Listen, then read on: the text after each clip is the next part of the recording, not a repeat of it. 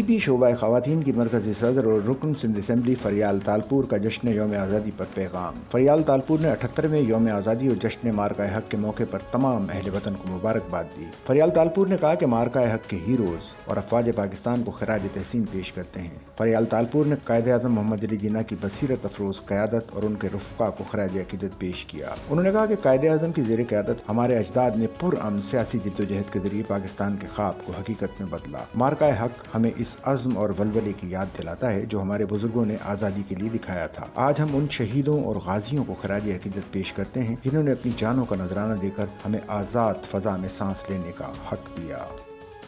Sachal news net work کی videos میں خوش آمدید۔ ناظرین، ویڈیو سے متعلق اپنی قیمتی رائے کا اظہار کمنٹ باکس میں ضرور کریں اور چینل کو سبسکرائب کریں۔